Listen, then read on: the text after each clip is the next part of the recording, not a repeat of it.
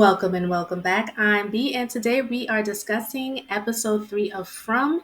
I just want to let you know that it's a little bit noisy today, so if you're hearing some noise in the background, I do apologize, but please stick with me.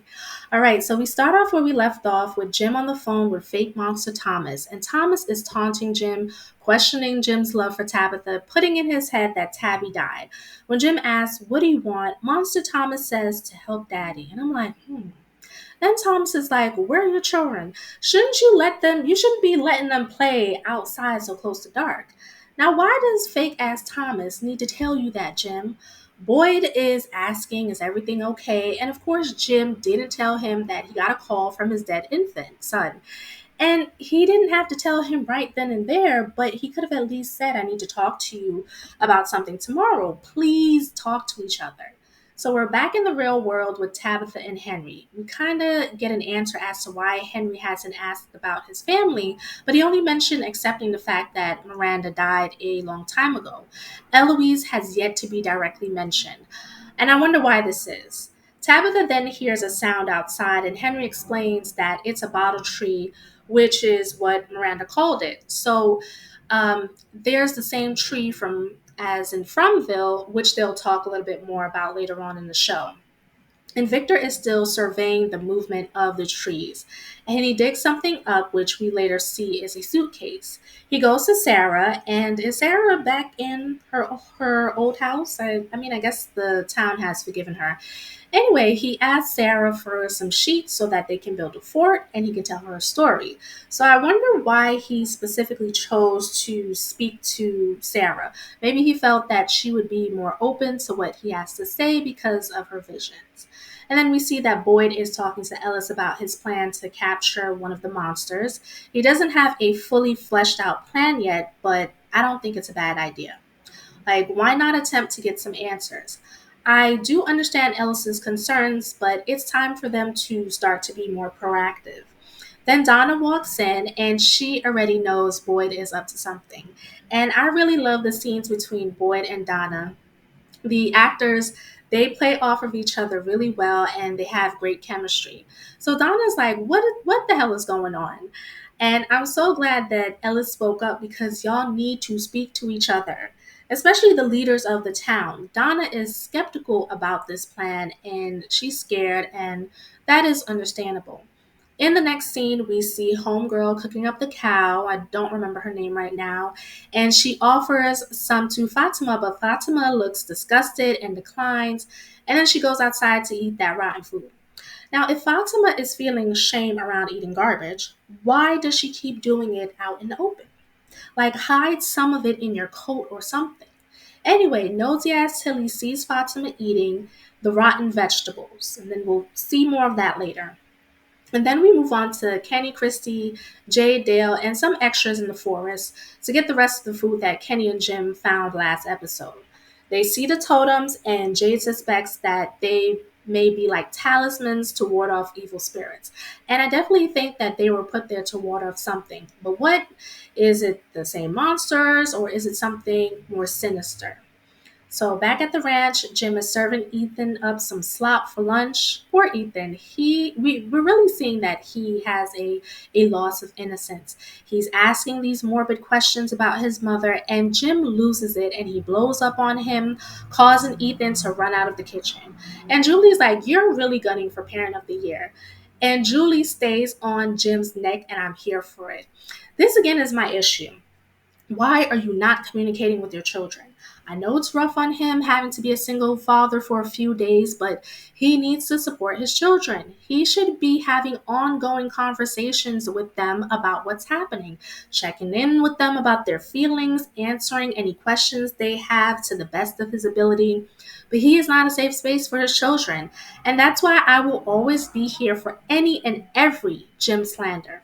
Anyway, the phone rings again, but this time Jim hangs up the phone.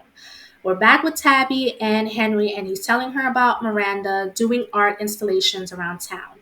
The bottle tree is in the backyard, and it's an installation that is a replica of the real bottle tree that is in a park in town. And Henry says that that's where they drop acid together, and the tree is where it all started. Father Kotri is back again to be Boyd's conscience. I don't know. I'm not sure, but maybe he really is a ghost. I'm not getting that he's an evil force, but we'll see. I do love his sarcasm, though, and Father Kotri does not think it's a good idea to catch one of these monsters. He tells Boyd that he needs to hop up off of that cross and stop making it all about him. He called Boyd arrogant for making people sacrifices about him, and I kind of agree with Father Kotri. I don't think Boyd is arrogant, but he does seem to blame himself and puts all the town's trouble on himself. He has a martyr complex, and it's a heavy cross to carry. I do wish more people in town would step up so that Boyd wouldn't feel like it's all on him. And then we go back to Tilly and Fatima, and Tilly shares that she licked the inside of eggshells when she was pregnant. I bet she did. And Fatima finally opens up to somebody about her fears. She keeps saying that she's not able to have children, but exactly how does she know that? Was she trying to have children before she got to Fromville? Did she have a hysterectomy? And if she had a hysterectomy, then she knows damn well that that ain't no baby. So I hope they do reveal how she knows she can't have children. All right, and so we go back to Henry and Tabitha, and they're driving to the original bottle tree in town. A song comes on, and Henry tells Tabby that Blue, which is the song, is Miranda's favorite song. It's also Tabby and Jim's favorite song. They keep drawing parallels between Tabby's family and Victor's family. So I'm curious to see what it means. What do y'all think it means? Can you drop it down in the comment below? All right, so back in the forest, Dale is complaining. He's mad about everything, but especially the fact that Jade isn't helping. Dale is annoying, but he's kind of right that Jade could help out just a little bit.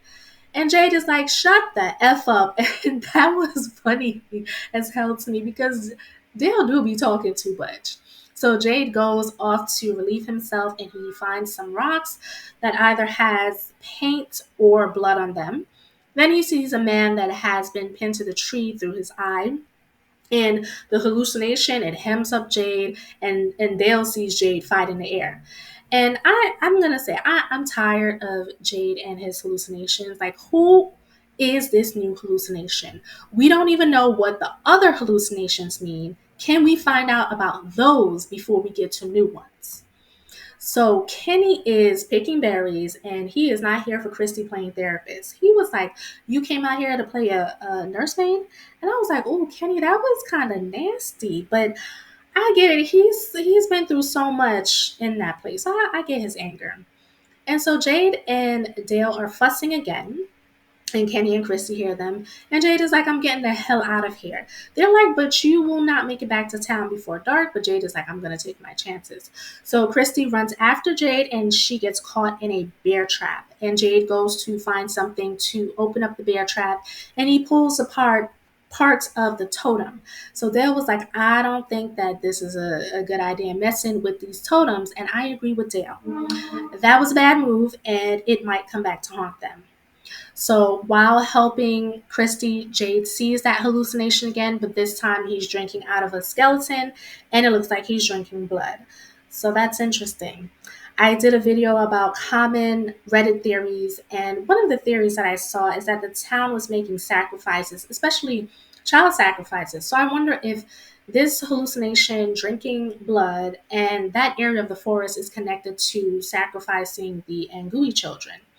Also, I'm wondering who set up the bear trap. Like, how long was it there? I don't know, but I hope we get some answers about that. And back in town, Bacta and Ethan are cleaning up the diner, and Ethan is losing all hope. And it's really sad to see that in a child. And so we go back to Tilly. She pulls out tarot cards, and Fatima is offended. She's like, I put up with your kooky baddie shit to play nice, but now you're going too far. And Tilly had the nerve to be offended. She's like, is that what you think of me? Yes, it is. So then Tilly explains that the tarot cards played a big role in her life, such as telling her about her cancer and even dropping hints about Fromville. Mm-hmm. Tilly, you're still sus. So Fatima decides to play along, and she asked the cards, "Is my baby okay?"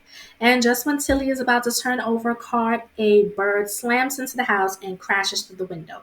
Woke up Elgin out of his deep sleep. And when I tell you, I am tired of the bird crow flying into the window trope. This ain't the bird's Alfred Hitchcock. I don't want to see it anymore. I'm tired of seeing this trope in horror movies and shows. But you know what? Maybe it might actually mean something in Fromville. Normally, people link crows to death, but they do symbolize transformation and rebirth. So we will see. Ugh. And then we had to see Randall this episode. And he's hallucinating cicadas. So I wonder what that means. Does it mean that the cicadas aren't done with the gym, Julie and Marielle? Julie might be hallucinating too because remember she was talking to Sarah about seeing things either in last episode or the first episode. So maybe there's more to come with those three. Anyway, Boyd wants to trade places to sleep with Randall tonight so that he can observe the monsters. And here we are again with people not communicating with each other. When Boyd asked if everything was okay, that was Randall's chance to tell him that he is hallucinating. But of course, he did not do that. Now, the final scene is with Tabitha and Henry. They're still driving to town to get to the bottle tree. And Tabby opens the glove compartment and finds the bracelet that she made for Jim. So Henry tells her that Miranda made the bracelet. So now Tabby's like, "Oh, y'all are messing with me. I am not in the real world. Y'all are punishing me. This is a trick." And I don't blame her for feeling that way. She tries to get out of the car, but Henry's like, "Nope, you came here and you gave me hope, so we are going to that damn tree to get some answers." Then they get into a car accident. Tabby wakes up in an ambulance and Henry is out cold while they're trying to keep him stable. And then they stop because there is a big ass tree in the middle of the road. And I was like, no, no. But yes, because Victor will then be reunited with his father. And so maybe we'll get some sort of answers once they're reunited. And I can't wait to see where they take this.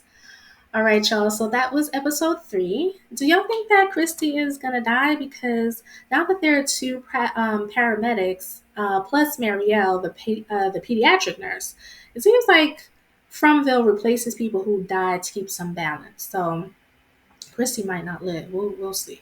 And that's really gonna mess up poor Kenny. So for Kenny's sake, hopefully she does live, and some of the new people get killed off. So let me know what you thought of this episode. What are some of your theories? Don't forget to like, subscribe for more horror content.